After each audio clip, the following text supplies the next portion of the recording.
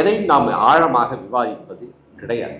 ஜாதி பிரச்சனை என்று சொன்னால் கூட அதை மிக மேம்போக்காக நாம் அதை விவாதித்தான் நாம் பழக்கப்பட்டிருக்கிறோம். அதற்கு மிக முக்கியமான காரணம் என்னவென்று கேட்டால், தோழர் சந்துரு அவர்கள் சொன்னது போல இங்கே இருக்கக்கூடிய முதன்மையான அந்த பிரைமரி கான்ட்ரடிக்ஷன் என்ன என்பதை பற்றி நமக்கு அதை பற்றின ஒரு அவேர்னஸே இருப்பது.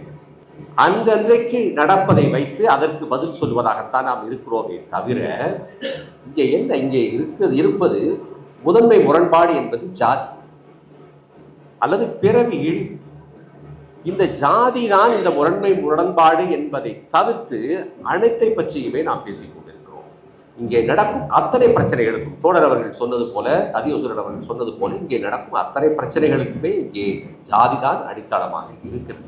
அல்லது இன்னும் தெளிவாக சொல்ல வேண்டும் என்று சொன்னால், ஜாதியை தாங்கி பிடித்துக் கொண்டிருக்கக்கூடிய இந்து மதம் தான் அடித்தளமாக இருக்கக்கூடியது. அதை நாம் யாருமே விவாதிப்பதில்லை, ஒரு ஆழமான விவாதத்திற்கு போவதில்லை. எளிமையாக ஒரு கேள்வியை கேட்கிறேன். ஒரே ஒரு இந்து செய்ய முடியாத ஒரு செயலை 2 இந்துக்கள் சேர்ந்து செய்வார்கள் என்று சொன்னால் எந்த செயலை நீங்கள் சொல்வீர்கள்?